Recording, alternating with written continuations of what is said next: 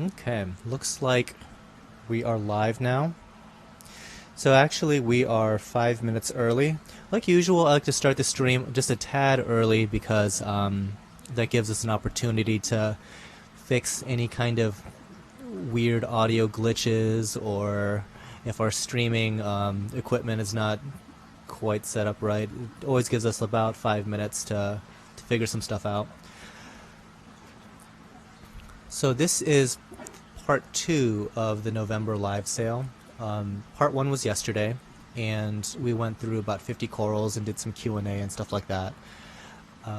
So the time right now is 3:56 p.m. Eastern Standard on November 23rd.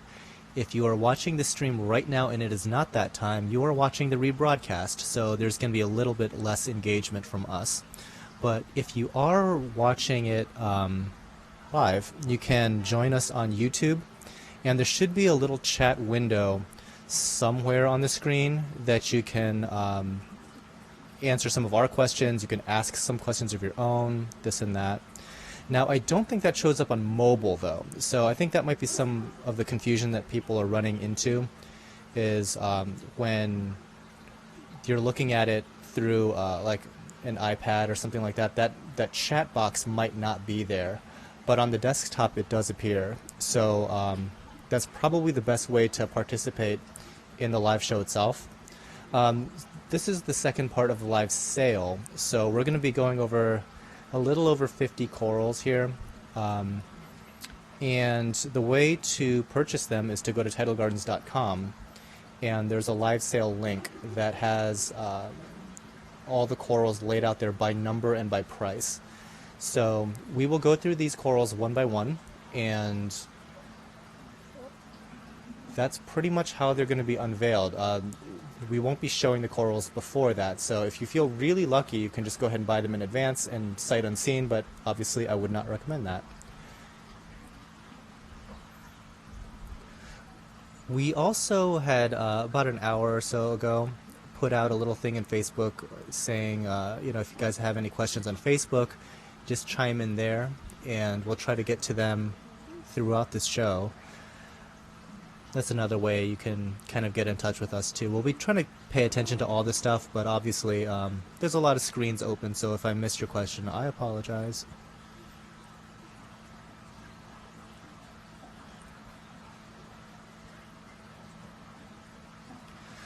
So another little bit of bookkeeping here. The live sale will actually go through the next couple of days for the next 48 hours. So if you're watching the rebroadcast, there's still a chance that a lot of these corals are still going to be available, but the sale will officially end on Tuesday, at which point all of them will be taken down, and there will be no more link to the live sale page. So there is that. I realize that most people can't tune in into like a 1 hour or 1.5 hour window all the time on a Saturday or Sunday. So the rebroadcast folks can still be a part of that.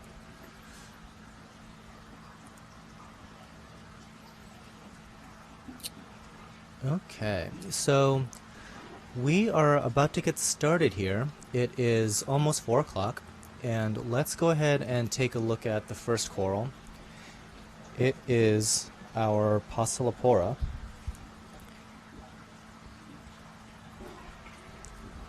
Fairly easy SPS to get into. One little thing that we did yesterday, which I kind of liked, was we were able to play around a bit with the lighting. Currently, the lights we're using are really, really, really inexpensive T5s. And these guys are like the 10K bulbs, which are very yellow looking. So I pretty much went through the first, 40-something corals yesterday, only showing it under one type of light. And then I started playing around with just moving that light fixture around and away to let in some of the more actinic colored LED light.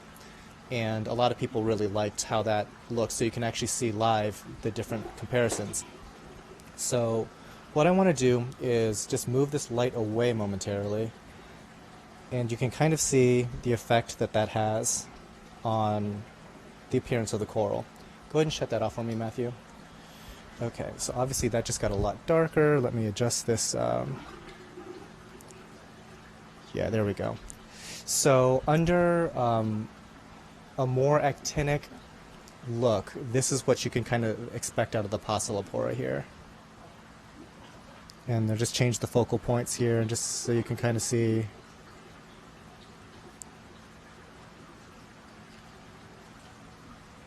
But yeah, that is the first coral. That's the Pocillopora.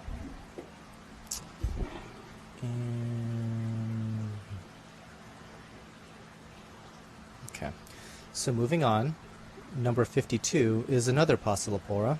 It's a green.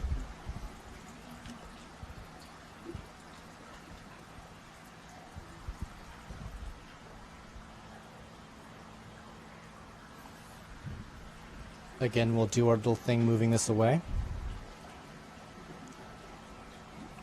So the green actually starts to fluoresce purple towards the middle, which is kind of a neat effect. And let's go ahead and turn it off. And let me adjust the aperture here momentarily. Yes, it almost has like a green and purple fluorescence to it.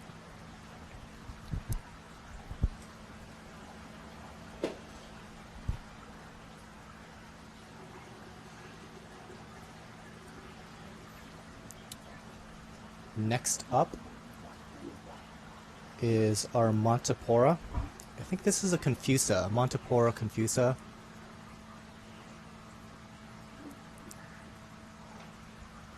I'm just checking chat as well here. Okay.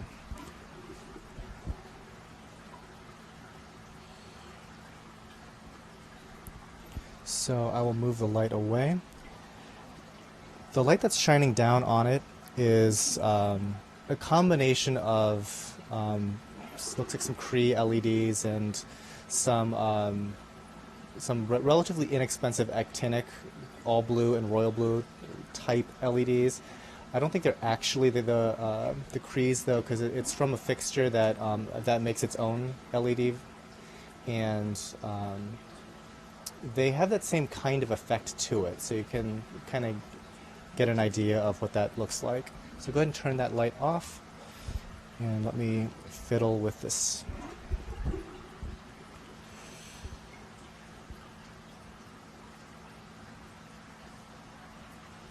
Okay.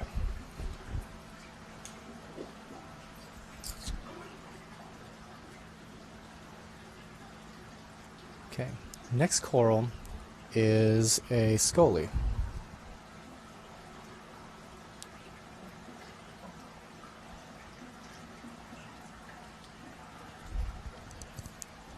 This is one of our nicer ones, I always thought.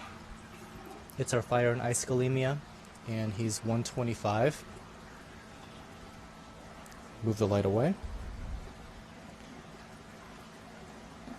So this kind of would look like, I don't know, what you might expect from like something similar to an ATI Blue Plus, I imagine. And then if we turn the light off, that's the coral under just some LEDs. So you get the picture. Okay, lights back on. Okay, and that's obviously under the most daylight of colors.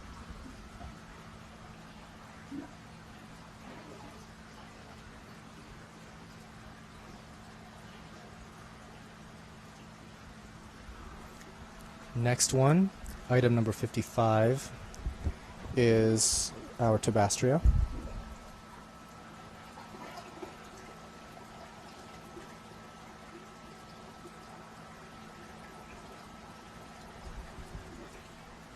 One of the non-photosynthetic corals out there. These guys have to be fed at least a couple times per day.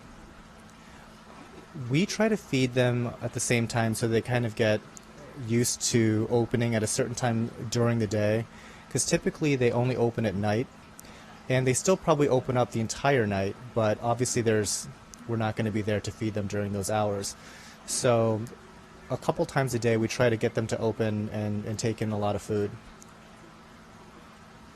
These guys don't fluoresce, but we'll go ahead and play with this just a little bit.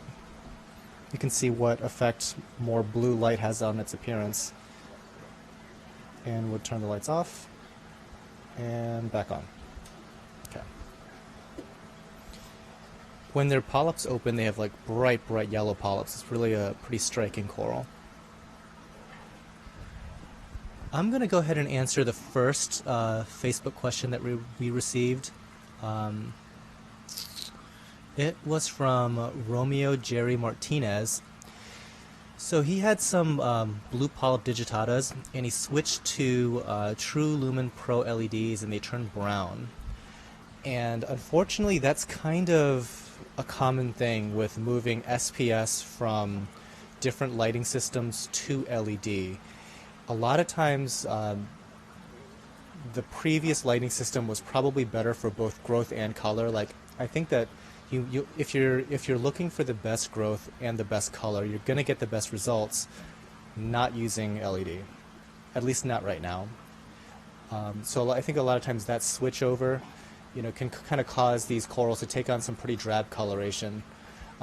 We've noticed that in certain SPS, we've noticed that in certain Acanthastria, and even in some of like the larger polyp stony corals, like some of the Scolies and some of like the Acanthophilia, stuff like that. Once we put it back under like T5s, it worked out a lot better. But I think that the reason why people are going to be switching to LED isn't necessarily the appearance of their corals, as far as what their actual colors are. It's just that LED has so many advantages in showing off the fluorescence of corals that it's still a very attractive option because of that, and also energy efficiency and bulb replacement costs. And obviously the controllability. So there's actually a lot of advantages to LED. Unfortunately, one of them doesn't seem to be producing really great, healthy coloration in corals. At least not yet. Next coral up 56 is our bird of paradise.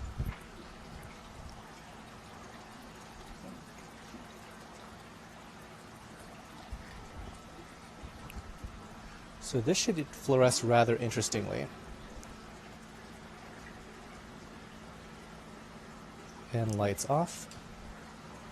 So I'm going to mess with this just a little bit because I'm kind of curious as to what this really looks like here.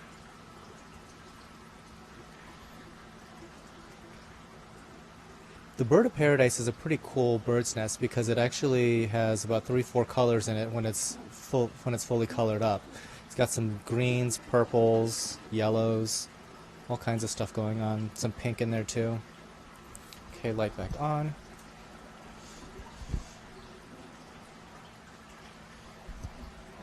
And I'll move this back into place.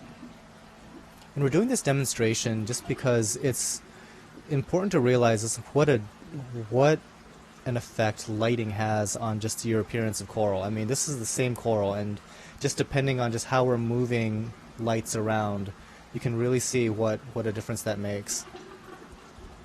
Now, having said that, going back to the whole topic of coral coloration, what I like to try to do is provide a full spectrum light as much as possible during the day when you're not at home. And what you can do is, I mean, if you don't like this like yellow, kind of ugly looking, 6500 Kelvin type light, just use that light when you're not there to see it. Your corals color up nicely, and you only need to like have that light on for maybe 4 hours. And then once you return, you can crank up your rave LEDs and get all that that punchy actinic look. Next coral, 57. This is a sky blue hydnophora, and you'll probably notice more of the blue characteristic under actinic. There you go. And lights off. Lights back on. Yeah, very cool coral. You do have to watch out a little bit because these guys are aggressive. I'm sure I mention it every single time I show you a hydnophora, but it's important to realize that if this thing touches an SPS next to it, like a bird's nest, acropora, or whatnot, it's very likely going to kill the thing next to it.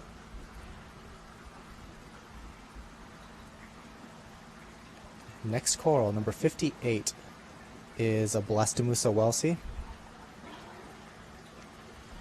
And let me just move this camera down a little here.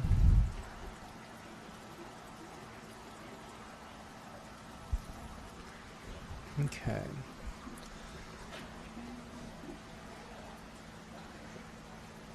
This is under kind of that blue plus look. If we turn it off,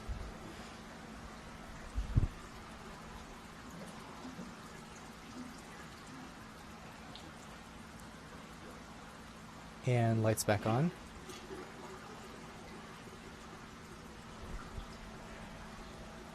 Full daylight.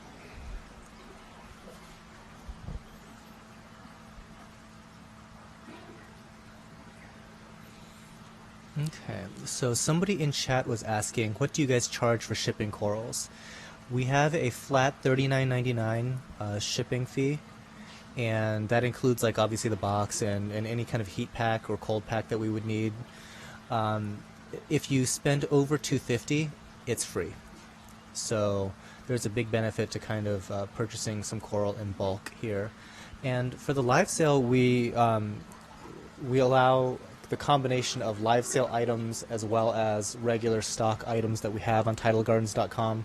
So you don't have to separate those two in any way, shape, or form. You can mix and match.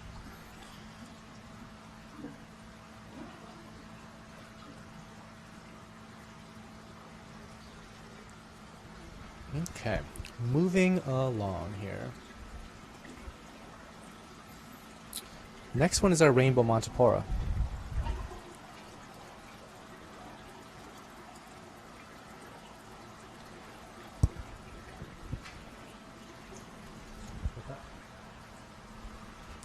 Okay, so let's go ahead and move the light away.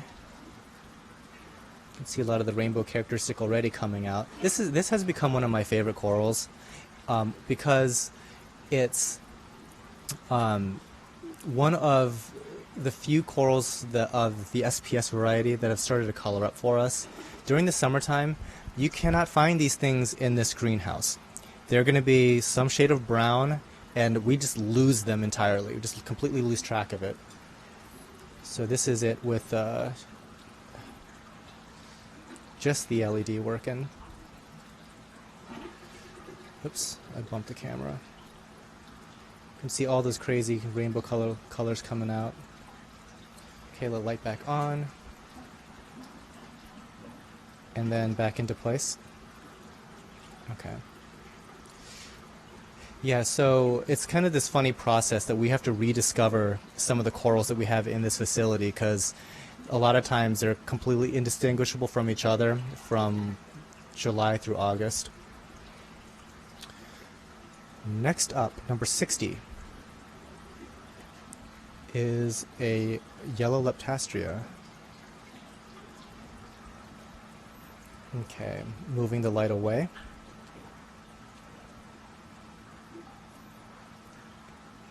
And then off. You can see where we get that whole yellow description. The later in the evening that you view this coral, the much more impressive it looks, just because like during the daylight hours, it almost looks more orange, I would say, but you can definitely see the yellow fluorescence come out at night. Okay, light back on, and back in place to the more daylight. So you can see it's much more orange.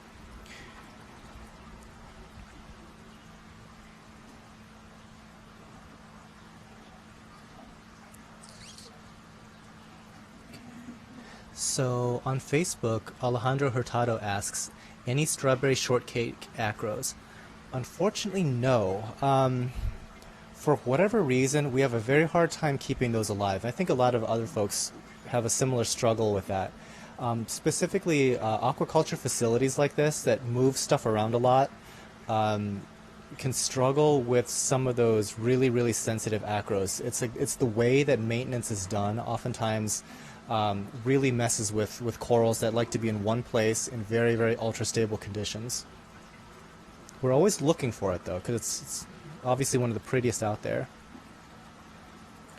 Next coral is number 61.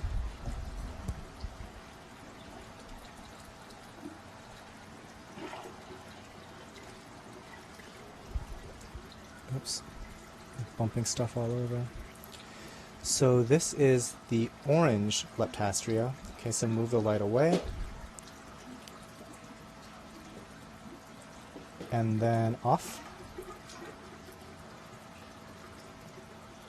So it has a lot more purple going on than orange once we really hit it with a ton of actinic. Okay, light back on and back in place.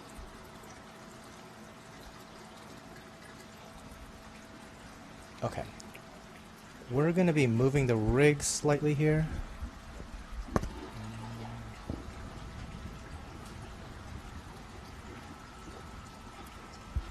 Next coral is now item number 62.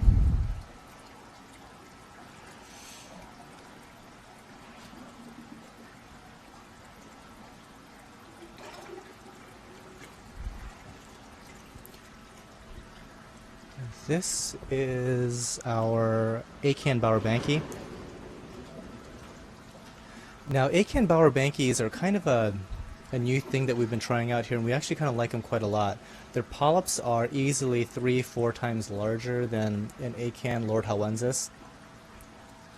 And the green varieties like this are more rare and typically more expensive than the oranges and reds that you see. So this guy, if I'm not mistaken, is 75.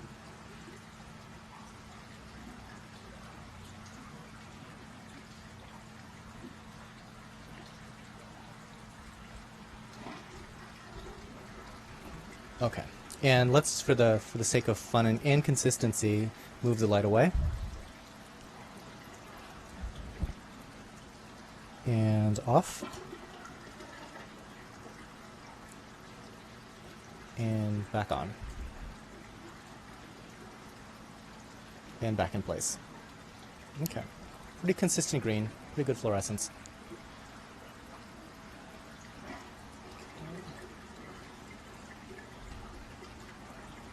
Next up here, we've got some, what is this, Symposium.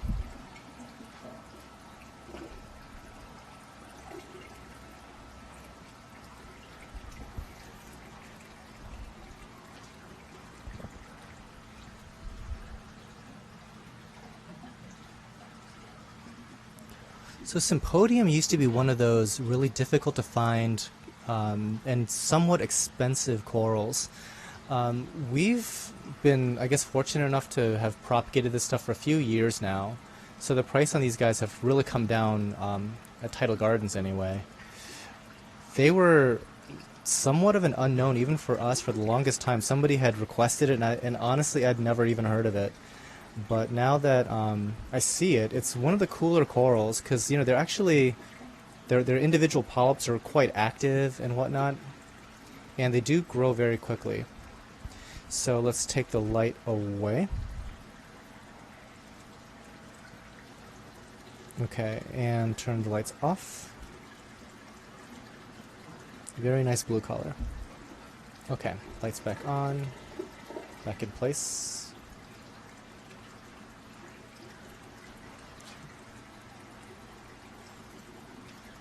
Next guy is item number 64. Looks like one of our Favias.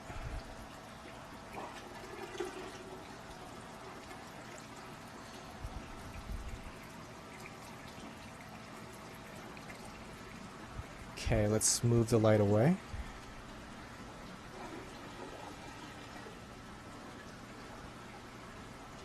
Light off. On.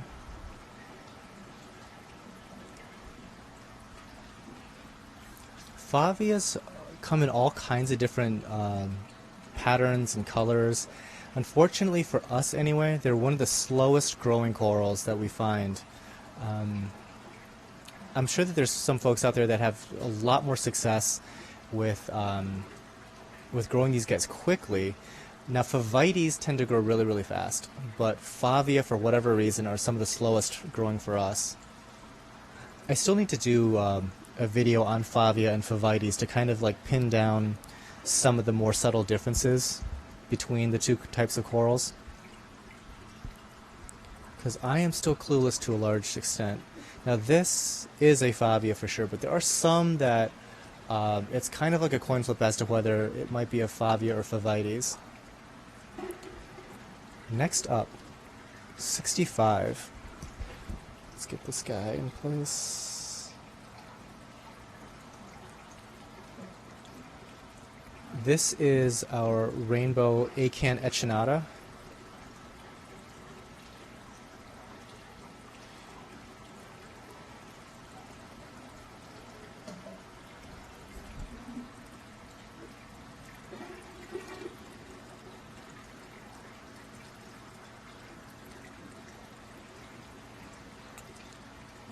Love the coloration on these guys. That mottled pattern is fairly typical with the rainbow varieties like this. Okay.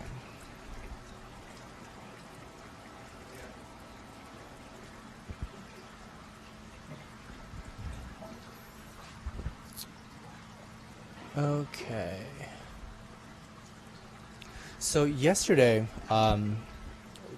Ben, who's producing the show, had the idea of if we should give away some gift cards in order to kind of like just drive a little bit more interest on the stream itself. And a way to do that we could just do is ask some trivia questions. So the trivia question so we're actually going to do 2 trivia questions. Once now and then once maybe like 20 corals down the line here. Yesterday we were asking, I don't even remember what the trivia question was, something about our YouTube channel. But today we're going to be doing some image recognition stuff. So you need to tell us what types of corals are going to be shown here. To answer us, tweet the answer to @Tidal Gardens, and the first person to tweet at us the correct answer wins $25 gift card. So first one's up, I think. Get a good nice long look at that. Obviously it's not the Montipora background that I'm talking about, it's the green guy in the middle.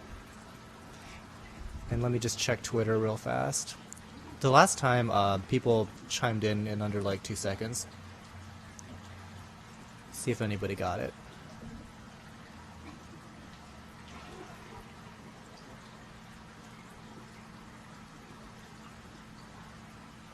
Not yet.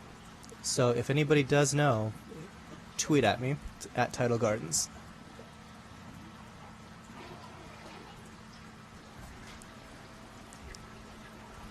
Okay. Hopefully you guys got a good look at that. And soon it's going to be going into rebroadcast land. So if it's not won by then, good luck to the rest of the YouTube crowd. The next item here, number 66, is one of our pallies, I think. Nope, pink bikini zoas. 15.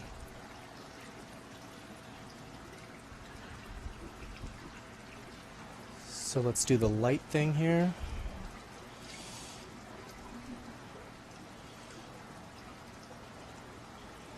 And turn the lights off.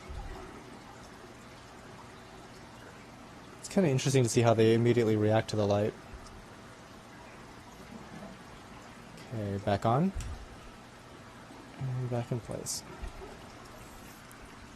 It's always cool when you actually see a coral fluoresce in pink. Typically they have a flat pink appearance, but to have a pink fluorescence is very cool. You don't see that too often. Number 67.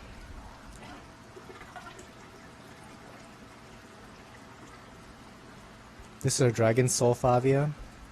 Now this guy I expect to look quite dramatically different once we start moving the lights around. There we go. And then the lights off.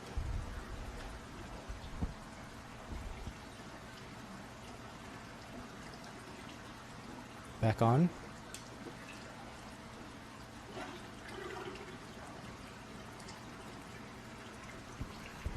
Okay, move it back into place.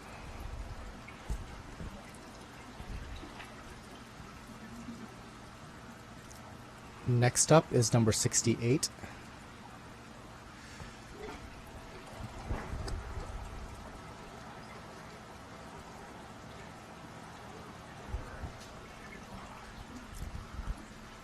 Lobophilia are another one of those corals that kind of grow slowly for us. Back in the day, I used to frag these up with a hammer and chisel, and they just healed up and they grew like crazy, but I don't know, at a commercial scale, they just seem a little bit slower than what I'm used to seeing. This is a pretty cool specimen, though. Let's move the lights a bit.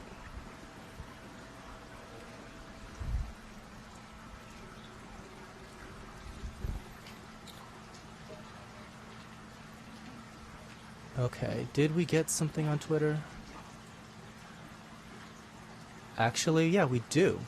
So, Robin Ramkasoon, hopefully I said that right, had correctly guessed that coral. It is, in fact, a Samacora. So, get in contact with Ben, and he will send you your $25 gift card. Congrats, Robin. Okay. Lights off. Lights back on. And back into place. Yeah, Twitter is usually super fast. That does not surprise me at all.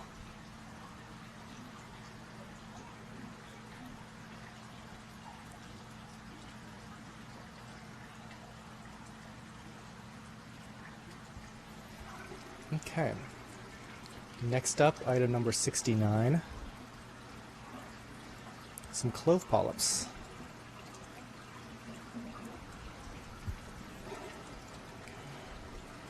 These guys, I think, have an orange glow at their tips.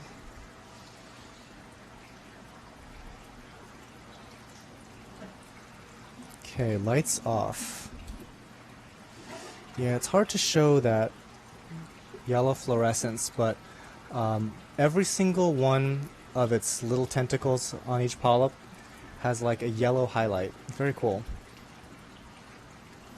Okay, lights back.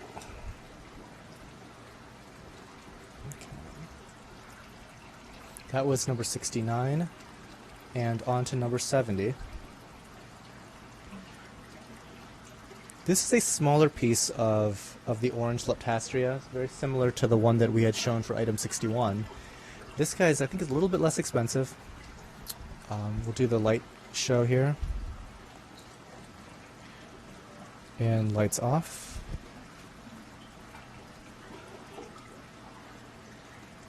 Lights on. Okay.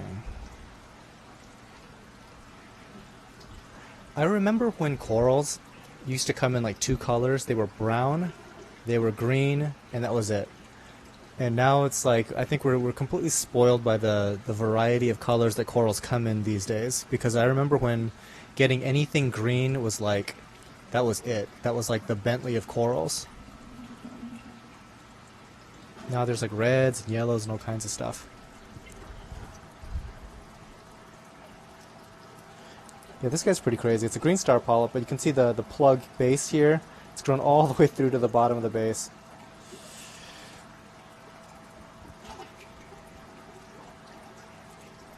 And green star polyps are a great beginner coral. Just hit them with a lot of flow. They grow like crazy.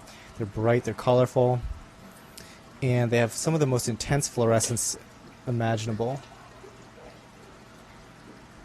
Okay, lights off. Yeah, check that out. Okay, and back.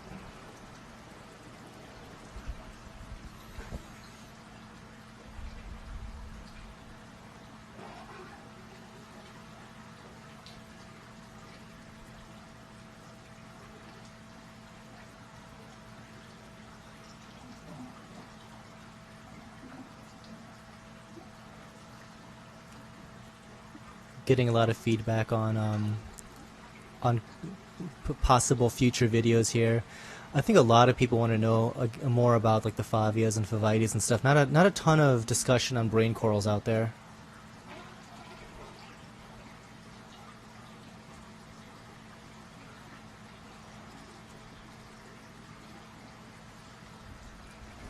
Okay, so let's go ahead and move the rig again. Let's slide, slide, slide, slide, slide. Keep sliding, keep sliding, keep sliding.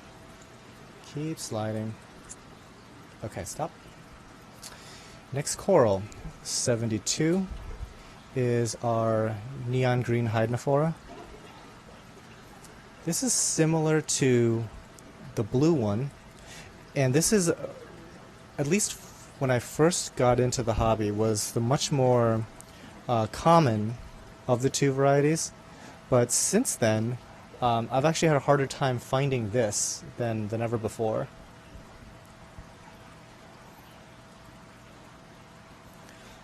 So let's move the lights a bit. When you look at it under actinic, it almost starts to take on that blue hue. Am I just mislabeling this guy? No, it's the neon green, because I would swear that this looks very blue. Lights off, and the lights back on.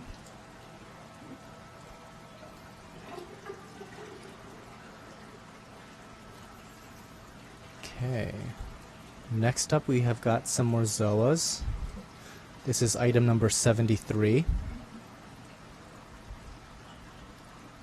And 73 is our pink panther zoas.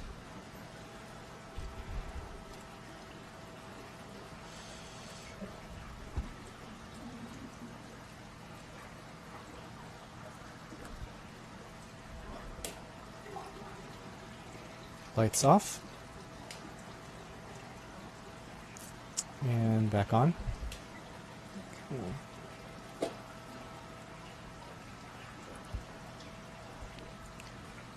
Next up, 74. This is actually a micromusa. Now, micromusas, for whatever reason, are so seldom imported compared to like acans and whatnot. I kind of look at them as a mini version of an acan, and we pretty much try to pick them up whenever we see them. They're not at all common. And the other thing that's kind of striking about them is just how dramatically they can change color. And so we always kind of warn people, don't fall in love with the color that you see immediately, because, for example, you see how this has red rings. Depending on the type of lighting provided, you might end up with a micromusa that has tan rings. It's like the same coral, but then it just completely shifts colors.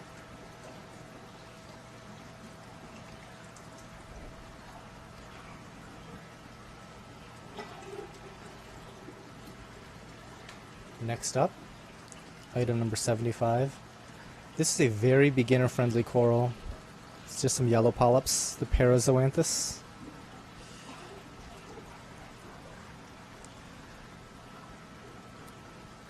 So, the funny thing about Parazoanthus is typically people consider them, oh, they're practically a pest. They grow like crazy, they spread like crazy, they sting stuff next to them. The funny thing is, when you're actually trying to propagate them, for whatever reason, they grow a lot slower than you think. And in addition, the way that they grow is very, very sparse. So, yeah, it's strange, but you actually see less of this stuff aquaculture than you might think. But as far as like a beginner-friendly coral that's bright and vibrant, these guys are a good selection. Now, I don't think they fluoresce very much, though. I'll move the lights away here.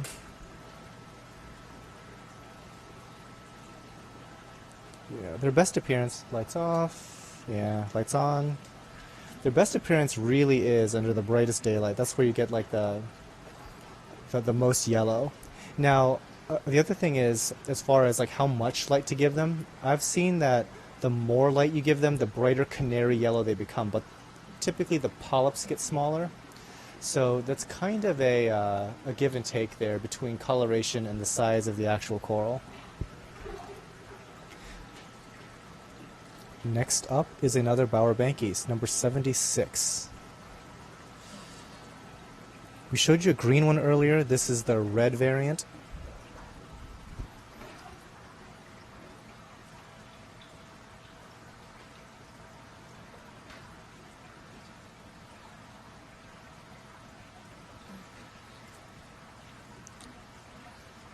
Somebody was asking a question earlier about green star polyps. Sorry I missed it live.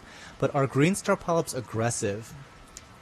Not so much. I mean, they're not going to, I guess, get out of their little area and start stinging stuff far away or anything like that. But generally speaking, you don't want to have anything touching anything else. I wouldn't say that they're super aggressive. They're probably middle of the road.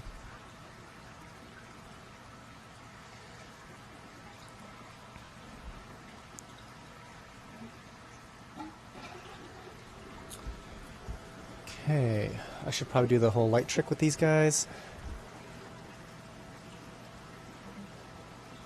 Lights off. Lights back on. I actually like the actinic look a lot with these guys. Very cool. Next up, item 77. These are the mangozoas.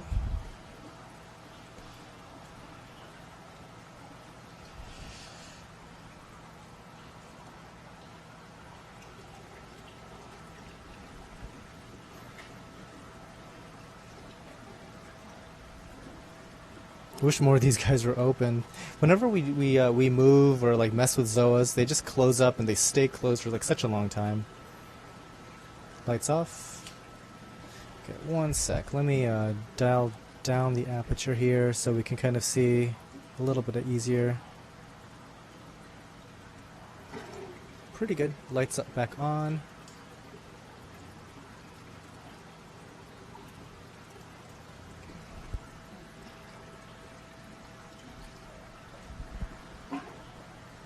So that was 77.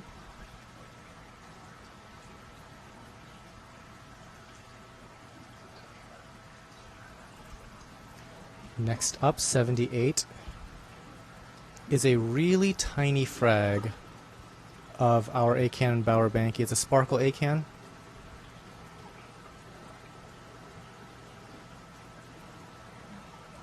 So let's go ahead and move the lights away.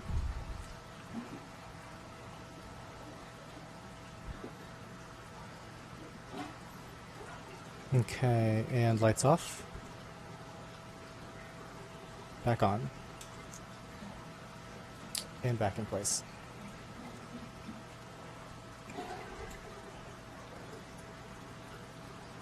Next up, 79, is one of our Lobos.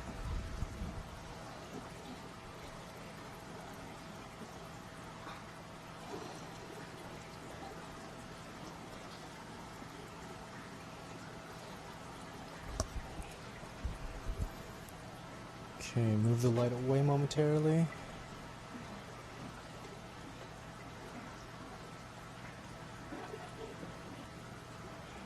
Lights off. This looks quite a lot more dramatic at night, actually, with just the blue actinic.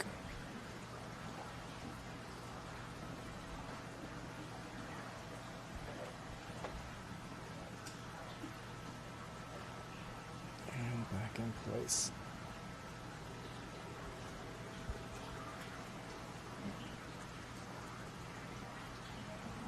Next up, we have item number 80. And unfortunately, this guy's a little shrunk. But this is our Miami Lobo here.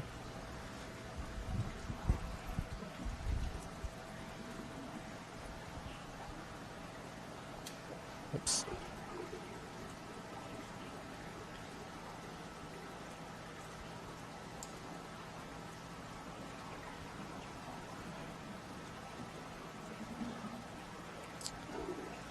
And back. Okay. Oops.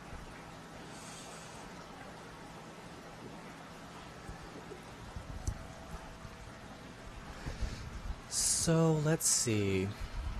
I think we have some other questions and stuff like that. I'll take a look at here.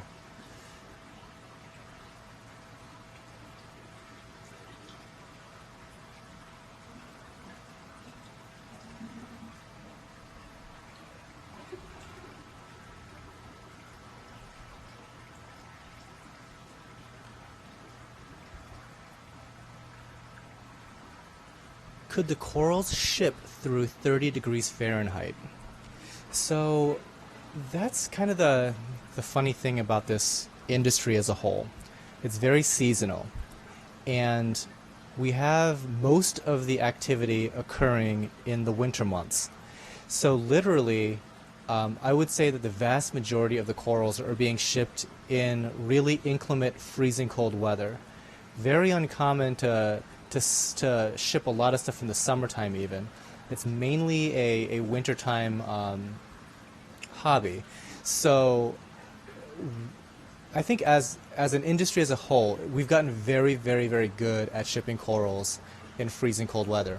Now, freezing cold as in 30 degrees is actually pretty warm, all things considered. Once the temperatures get down to like 10 degrees Fahrenheit, 0 degrees Fahrenheit, at that point it's practically impossible to keep the packages warm enough to ship. So those are like really danger areas. But 30 degrees is it's pretty much par for the course. I mean, if it was 30 out, I would never hesitate to ship unless there was a blizzard or something like that going on. That's also, I guess that's one of the things that would prevent me from shipping is if there's clearly like winter storms going on. But the other thing is holidays. For whatever reason, when you have like these big holidays coming up, Thanksgiving, New Year's, Christmas, and whatnot, it really bogs down FedEx's system of just like handling like the quantity of packages that go out. So oftentimes stuff gets kind of like backed up in and around those holidays.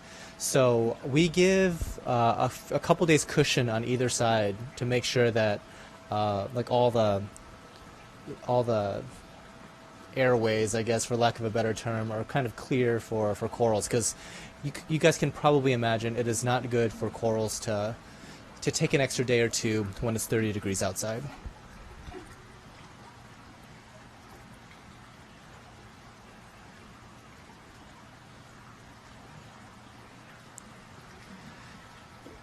So someone is asking here, why so fishy?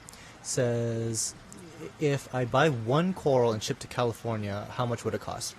Again, our flat rate is $39.99, and that's pretty much anywhere in the country, except for Alaska or Puerto Rico. That's a little bit more expensive. And if that coral happens to be over $250, it would ship for free. However, anything under $250, it's going to be a flat $39.99.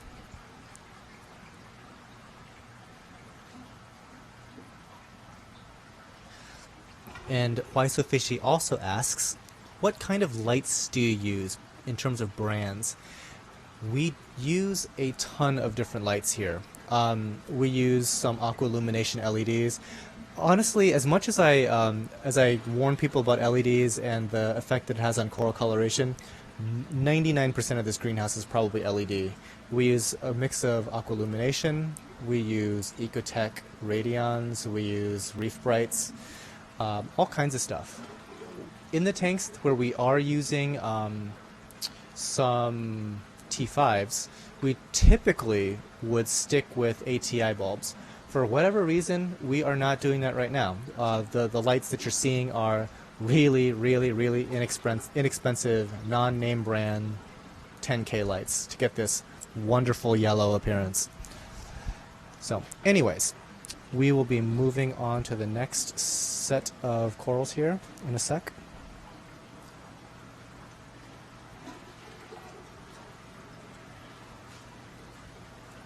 Okay.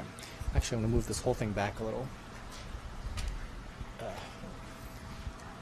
Just sorry for the whiplash.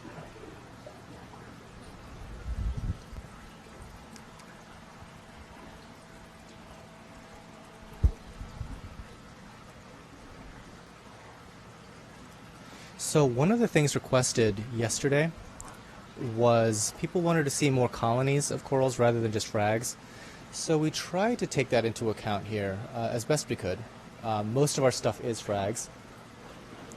This is a green rhodactis rock.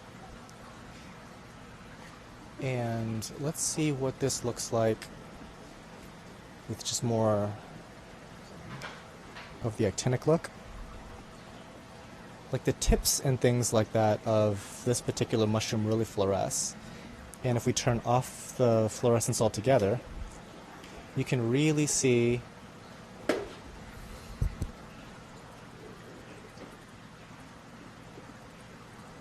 how that looks there. Pretty much all the tips just glow like this really bright green. There's 3 or 4 mushrooms on there. It looks kind of like a single carpet though. Okay, lights back on. Okay.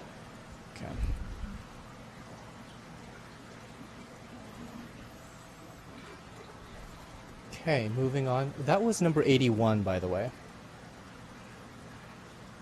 82 is another one of our scolies.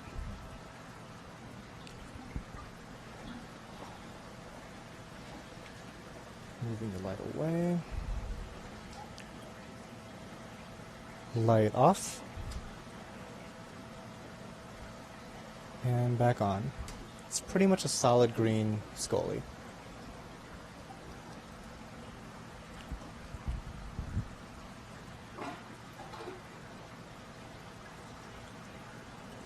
Next up, number 83. This is another one of our favites here.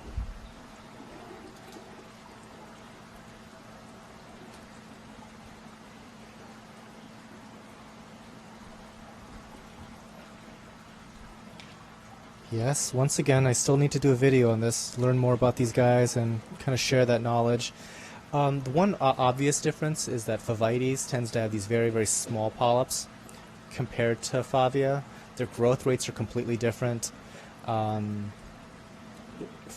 tends to be less aggressive than favia. Sometimes I see favia with some pretty wicked sweeper tentacles, but I don't see that so much with these guys. And it's kind of nice because these guys, you'll see once I hit it with more of the actinic look, but the fluorescence of like the bright green eyes is really noticeable.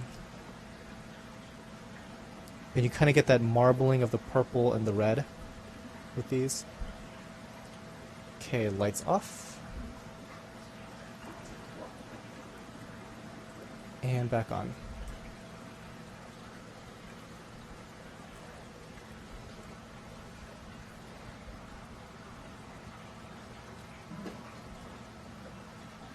The next coral is number 84, and it's going to look like complete garbage because it was just knocked over, and this is one of those corals that will not photograph once it's been touched. This is a pink goni, and that's number 84. Not a whole lot of reason to spend more time on that. It's not going to open in the next half hour.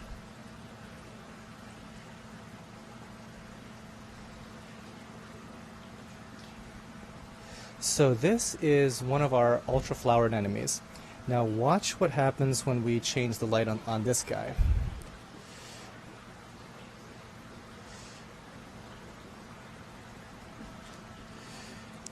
And lights off.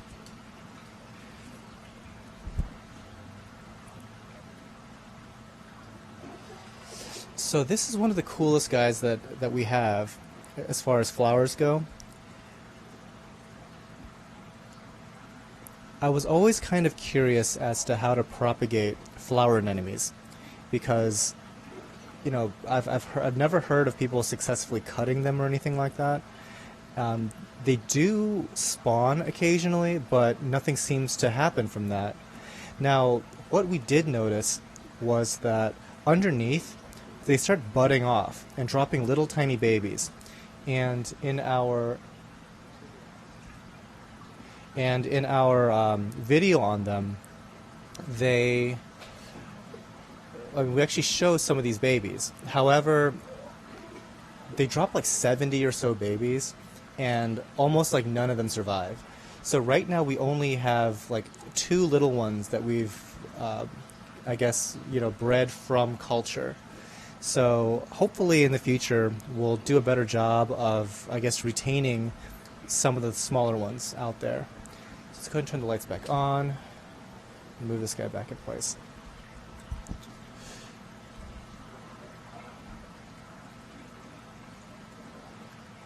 Okay, so it is time for trivia question number 2. Not so much of a trivia question so much as a what is it question.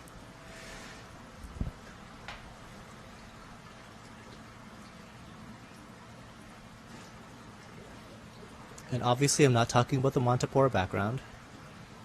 It's that blue thing in the middle. What is that? Tweet at us at Tidal Gardens if you know the answer. And the first person to tweet correctly will get $25 gift card. Get a $25 gift card.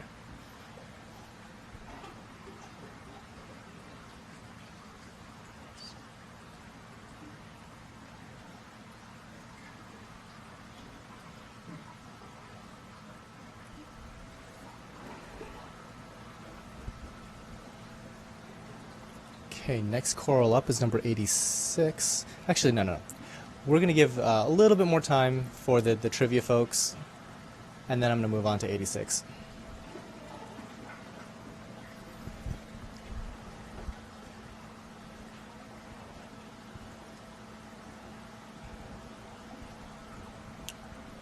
Okay, so hopefully everybody got a good look at that.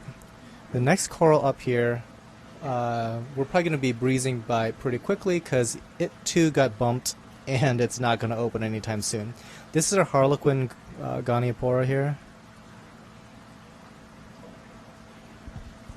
And yeah, he is very angry.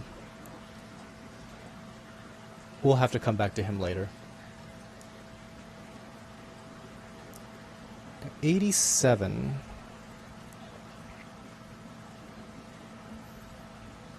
is our Xenia. And there's actually some zoanthids at its base too. So if we could move the lights, see what effect different lighting has. And the lights off.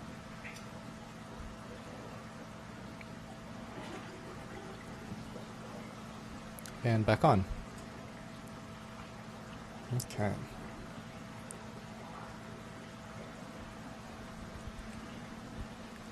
So let's slide the rig.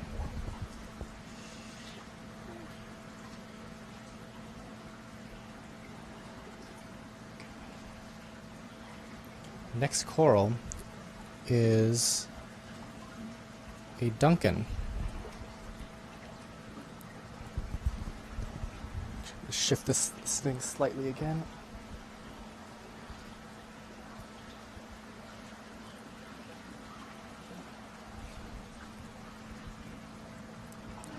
So let's change the lights a little bit.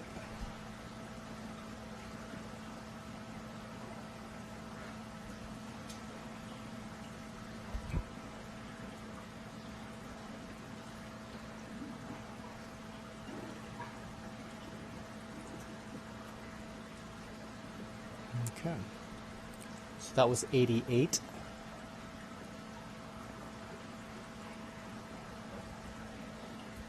'89 is a smaller piece of that sky blue hydno.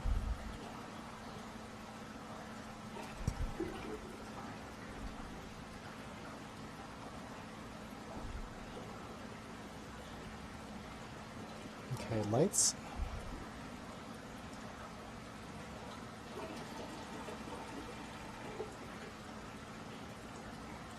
Okay.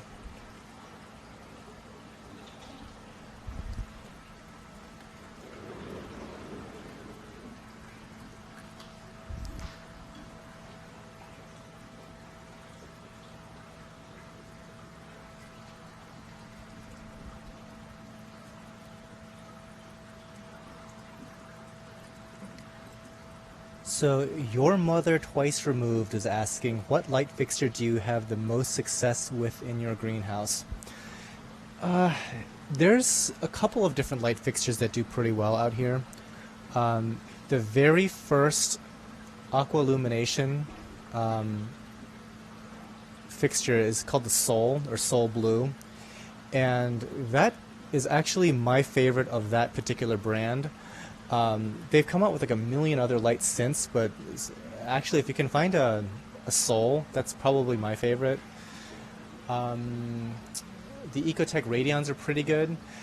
One of the concerns that we have here that most people don't have to deal with is just how much the environment plays in like how we select lights, because there's so many lights that would just get eaten alive because of the humidity issues that we have to deal with.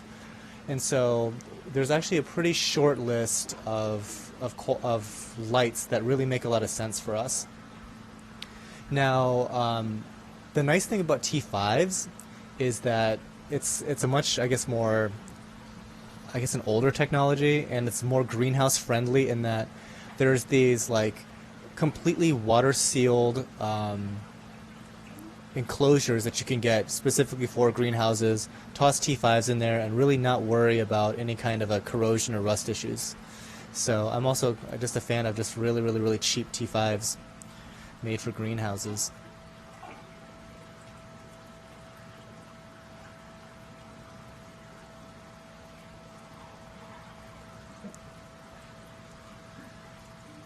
So Chris Weebler's asking, what is the snowy looking stuff in the water? That's just detritus. As we are moving stuff around and stuff, we kick up a lot of detritus throughout this broadcast. I'm sure there's somewhere where people talk about how that affects nutrition for corals. I mean, a lot of times people say like reef snow and just like particulate bacterial matter and stuff like that is a huge part of coral nutrition.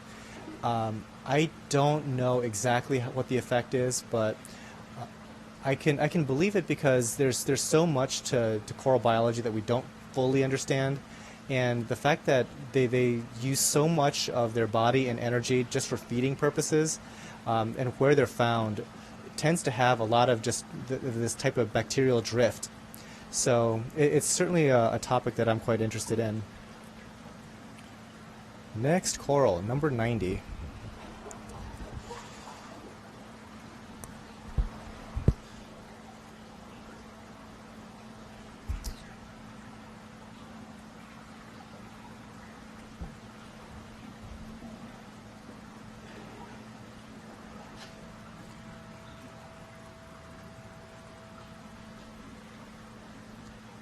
And lights off, and back.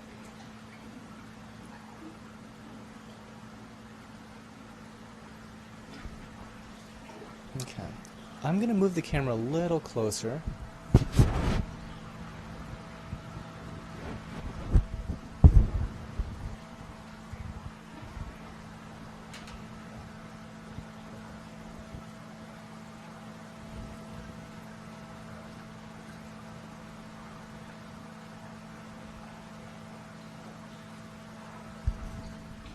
Yeah, some of these guys are a little bit smaller.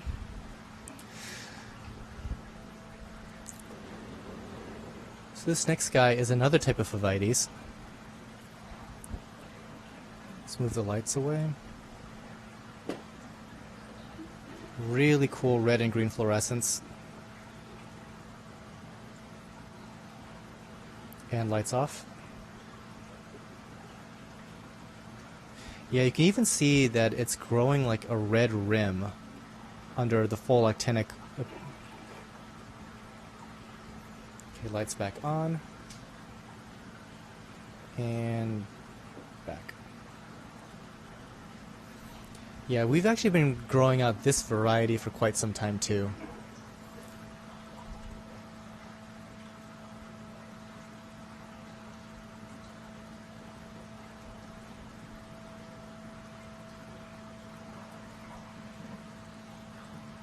Yeah, and Chris Weebler is still wondering about the detritus. Is it normal in tanks? Yes, it is. And as Ben in chat just said, you can use a micron filter to remove it. I think there are some positive benefits to it. I know that, for example, some people say you should have fish because they provide that sort of nutrient in the water for the corals. A lot of SPS heads really are advocate having like chromis or anthias to provide just that bit of nutrition for large acrocolonies. So this might be a healthy thing. Now, if you don't like that aesthetic, you can use micron filters and remove that all entirely. So like even something as simple as like a Magnum filter, like made by Marineland, or just like a filter sock in your sump can remove practically all of what you're seeing here. Now, we are kicking up quite a bit just because we're moving stuff around in the background. You don't really see it in frame, but a lot of stuff is in motion here. So that's in large part why you're seeing all this stuff. Next coral, number 92. It's a red Blastomussa merletti. Change the lights a bit. Okay, lights off. And back on.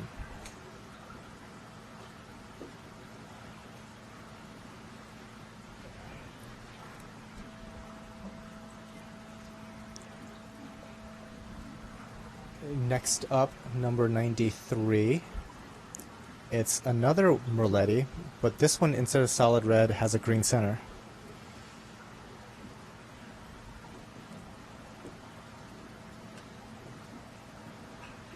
And the green center fluoresces quite brightly. Lights off. And back on.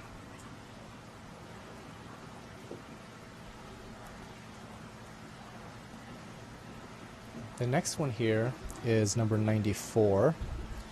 Let me reposition here.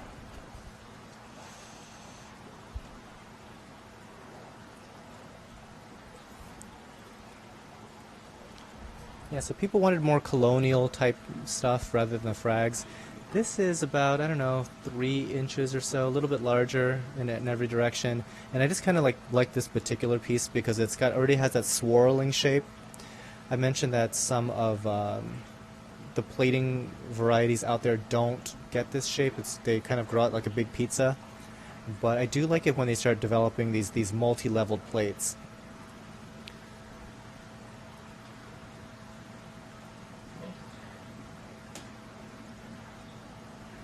And lights off. And back on.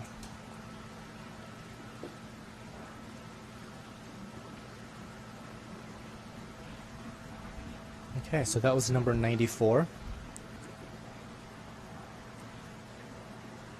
95 is a platygyra.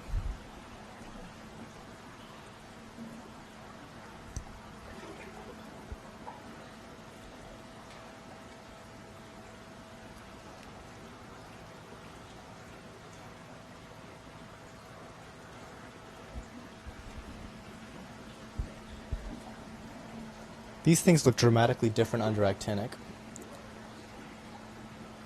So there's that, then lights off. So you can see the fluorescence kind of outlines that dark purple center.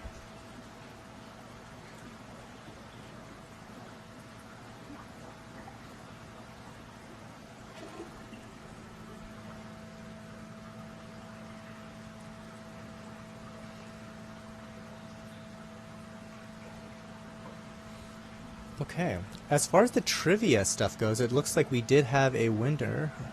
I can't believe I just mispronounced winner. But it's Myra Firesong. I'm sure that's your real name. The correct answer is a Leptastria. So congratulations. You get the $25 gift card.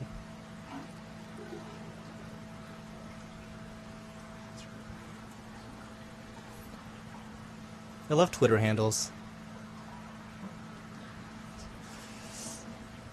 Okay, so let's go lights back on.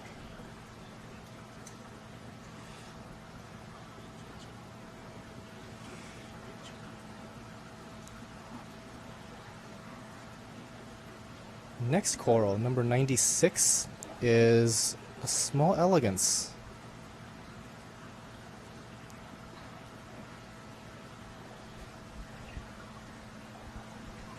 Let's give it a new lighting look. And then the full actinic.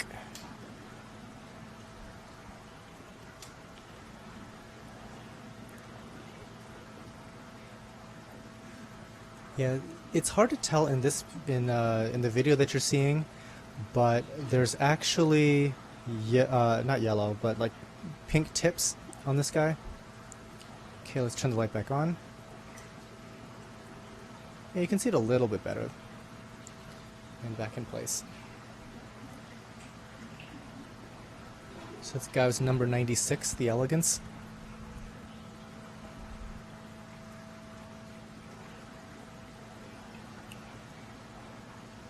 Next up is a clam. This is a squamosa.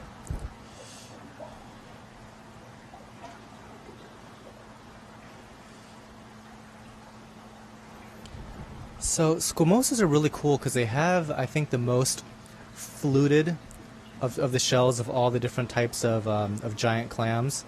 And they also have these large, patchy sections of their mantle. So kind of like give you different focal ranges here of the mantle and of the shell. And these guys don't fluoresce a whole lot, but it is kind of interesting to see how they look under actinic looks. It's off and back on. Okay. Believe it or not, this is the only squamosa I have ever owned. We don't do a ton of clams here, but I'm actually liking these guys quite a bit. Now, they do grow very, very large. They're one of the largest of the giant clams. It's this and the gigas that are the two largest that I've seen.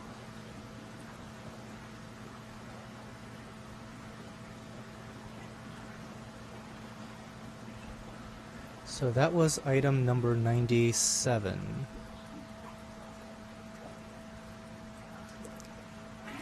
And the Twitter winner, Miria, you beat out Michael Bulat by like less than 30 seconds, so good job on the Leptastria.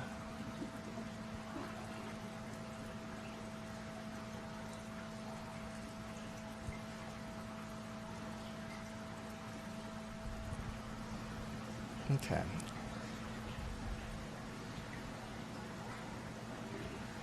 So next up, we're going to be moving the rig once again.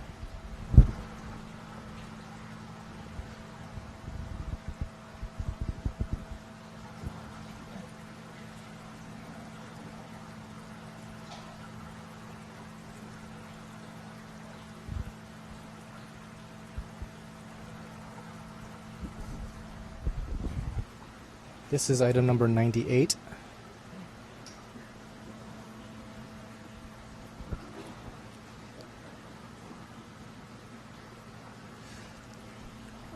Sometimes people call this a blue xenia, but it's actually a Suspicillaria. This guy's about, it's got 3 branches and, well, it's got more than 3, but 3 main branches, and each one is about 1.5 inches.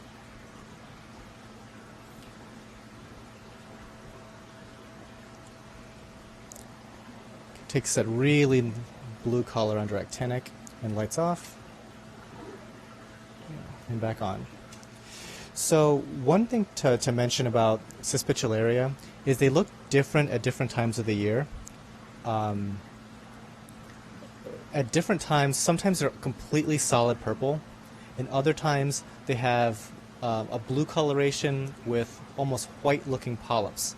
So depending on when you see the colony, it could look very, very different. Next up, number 99.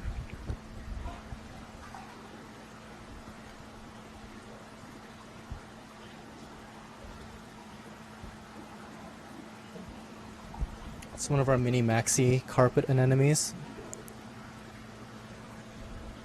Let's go ahead and move the light.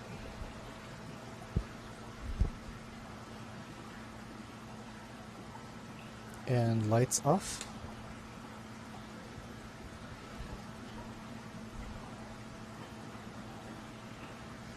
Okay, so turn the lights back on.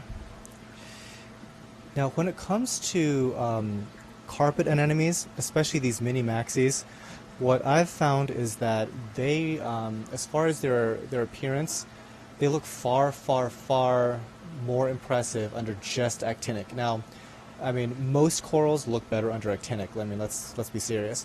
But this type of an anemone, more than anything else, like really, really, really, I guess, looks just that much more impressive. Like when you look super carefully, I mean, even though the tips of every single little dimple on the anemone's face, like every single one has like a different colored dot and stuff like that. So it's definitely one that you want to appreciate very, very late at night when your lights are getting towards this blue cycle. Okay, let's set this back into place. We are down to our last two things. Next up, we've got some pulsing xenia. So this is a kind of unlike some of our other ones, or other entries here. We actually have 10 of these available. And I guess item number 71, the green star polyps, we had 5 available of that at that price. We have 10 available of the xenia at $5. So typically we normally sell this stuff for I think $20 on the site, maybe $25. But for the next 10, they're going to be $5. Obviously, it's not going to be what you see is what you get, but it'll basically look like what you're seeing now.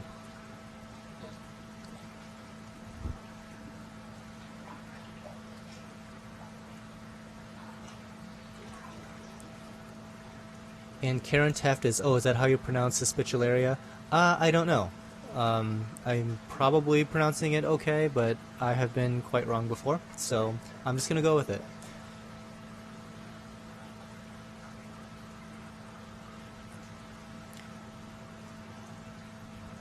Your Mother Twice Removed asks, if I were to buy clams, which is the easiest, Maxima or Squamosa? Between the two, I'd say that they're more similar than they are different, but I for some odd reason, I think a Squamosa is easier. Sometimes I've seen like certain Maximas come in and they just die after a couple days, but once they get established, they're pretty solid.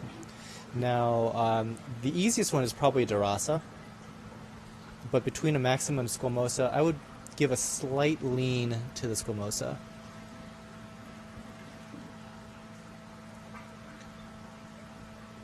Another question.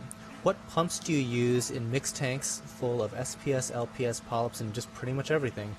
What pumps do I use? For return pumps, I guess it all depends on the size of your system. But I really, really, really like the Reef Flow brand. So they make like, you know, things like the Hammerhead, I think the Orca, the Dart, stuff like that. They have a regular line, and they also have what's called their Gold line, where instead of their regular A.O. Smith motor, they have a Baldor motor. And for any of you people that are kind of like familiar with like the different, you know, brands of motor, the Baldor is a no-joke piece of industrial equipment. It's absolutely incredible. And so I think a lot of pump manufacturers these days are trending now more towards, I guess, like really, really, really inexpensive Chinese pumps. And I'm much less of a fan of that because the life expectancy of some of the lower priced pumps, they're kind of non-spectacular. I mean, sometimes they fail after like 12 months or something like that. And, you know, before like this industry, I mean, the pump applications used to be more mission critical, and you would have to have pumps that would last 20 years nonstop. And so like the Japanese brand Awaki, for example, makes absolutely incredible pumps. They're extremely energy inefficient, but they can probably pump oil for 20 years and not have any issues whatsoever. So I'm kind of more, I guess, looking, like one of my big buying factors is, you know, what is the highest quality pump that's going to last, you know, by far the longest. So big fan of Awaki, big fan of the reef flows, of the Gold Series reef flow pumps. We are only using a couple of the reef flows currently, but I think as time goes on, as I have to replace other pumps, I'm probably going to be using more and more of them. Very, very high quality pumps. Now, if you're looking for something to put into your tank, like a power head or something like that, right now we use a lot of Tunzi. I know that there's a Chinese brand that's very similar called, I think it's like a Jibao or something. And I know a lot of folks that have had very good success with that too. So, but I like that. They're quiet, relatively energy efficient. They don't take up that much space in the tank. So yeah, given so some combination of like some external pumps and some power heads would do pretty well.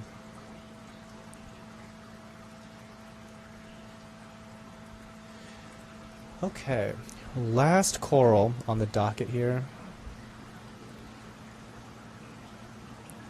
is our frog skin acropora. So we can move the light a little. And lights off. And back. Okay. Yeah, I think I mentioned in the podcast yesterday that it's just now that our acros are starting to look good. It'll be interesting to see if we do like a few more of these sales, throughout the winter, what a difference our SPS will appear, because like throughout the summer we get no favors from our coloration of acros and pretty much any of the SPS, Montes and whatnot. Just now they're starting to look good. So I think the Ghanis from before that were all shrunken up and angry at us might be a little bit more open. So let's take a stroll over there and see how they're doing.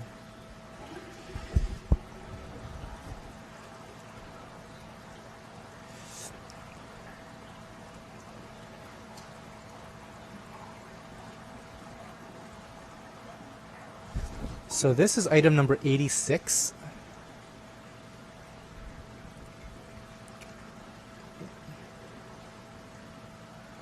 Compare that to before. I'm sure you can scrub back and see. This is probably a little bit more flattering. Now, when they're fully extended, they'll extend out about, I don't know, 1/4 inch right now. In Will's tank, the one that I featured a couple videos ago, his Goniopora were so greatly extended, and I want to kind of get that look. That's why I'm playing around with carbon dosing in this system. So let's move the light away.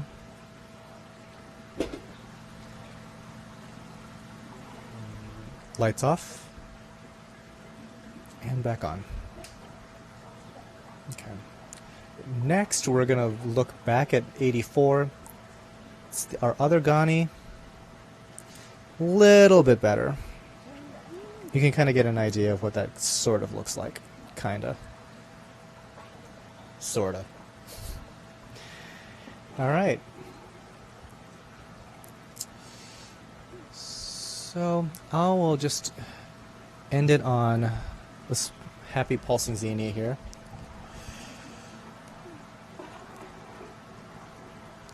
And I will see if you guys have any last minute questions for us.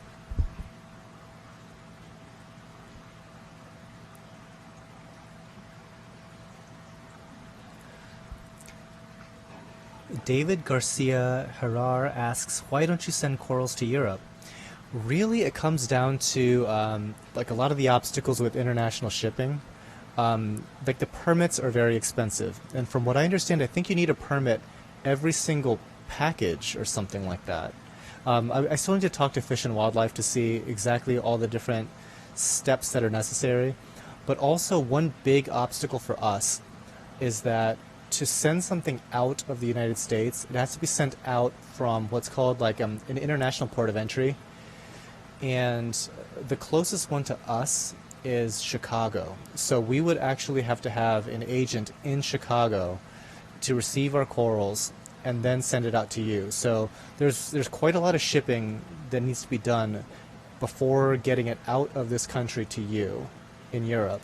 So unless the orders are absolutely gigantic, it's probably not a very cost-effective thing for us to pursue right this minute. But we are looking into it. Like I said, there's not a ton of folks that do international, but it's something that hopefully can be done better in the future. But right now, just because of like how fragile the stock is and how much travel is involved, just getting it into that international framework, it's a challenge and it's very expensive.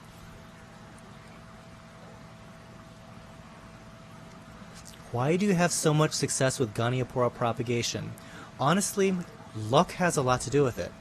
And what I mean by that is there's tons of different species of Goniopora. There's over 20-something. And when it comes to Goniopora, some varieties are super sensitive. You look at them wrong, they die. You don't look at them at all, they die. And oftentimes they're Indonesian, they're kind of green in color. They're very, very, very difficult. They typically last 3 to 6 months before they crash. But some of the Australian varieties, they tend to do better. So a lot of times it's a crapshoot of just getting the right colony at the right time. The other thing that I've found might be helping is feeding of Goniopora. So in Will's tank that I featured recently, he was doing carbon dosing, and I have a feeling that that particular coral is getting a lot from consuming bacteria. We've done tons of feeding videos, not on the Tidal Gardens channel so much as on the Advanced Reef Aquarium channel, which is our sister company, where we look at different types of foods. And gonies are one of the more reluctant feeding corals out there. So I have a feeling that our efforts in the past to feed Goniopora have been unsuccessful because they might be looking for like high amounts of bacteria in the water column that were not being provided until we started doing all this carbon dosing. So hopefully in the future we'll learn a little bit more and get better at it. But right now they propagate fine, but the sort of growth that I've been seeing in other people's systems really has me curious.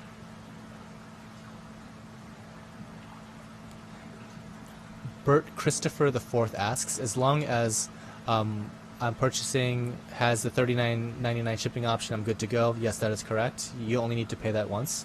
So either you're going to be paying $39.99 for shipping, or you're going to be paying nothing for shipping. There's really not a whole lot in between, unless you're requesting a Saturday delivery or something like that.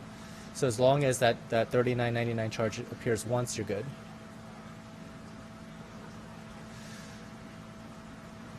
Let's see, I'm going to check a couple other things here.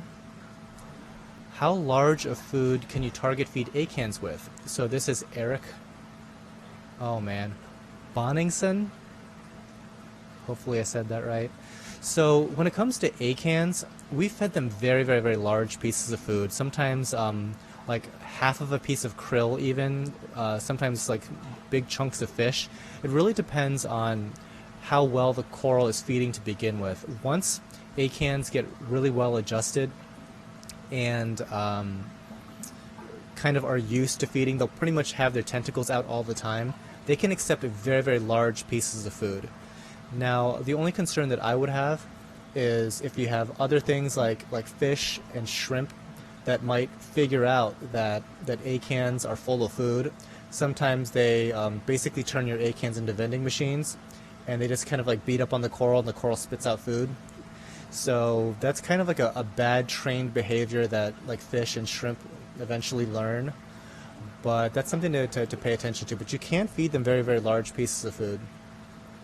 So thanks, Eric. That was on a Twitter question that came through.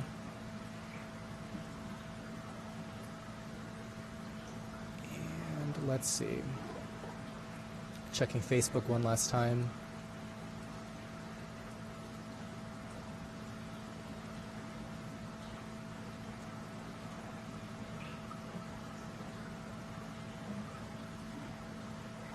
Okie doke. Well, that actually does it for part 2 of this live sale. I'm glad that you guys were all able to tune in. Again, we hit our big milestone We got to a total of 15,000 plus subscribers this past weekend, so that's like a huge number considering where this entire channel started. I mean, I remember when we got our first 1,000 subs, and it was a big deal. So I really appreciate all the support out there, and I look forward to making a lot more. I guess the shorter content-based stuff. I mean, obviously, I like to do the live stuff as well because it gives a chance to do the live sales and Q&A, and it just boosts the level of interaction that's possible. But I do have a couple of topics, like I said, the Favia thing, the ozone topic, also the carbon dosing. So there's a lot of stuff that's kind of floating around that I'd like to cover. And I know a lot of people are also interested in like bare bottom versus like a substrate and what are kind of the pros and cons. A lot of different stuff out there worth talking about and making a video on, so stay tuned for that. Okay, again, thanks for participating in the live show, and keep in touch. We're out.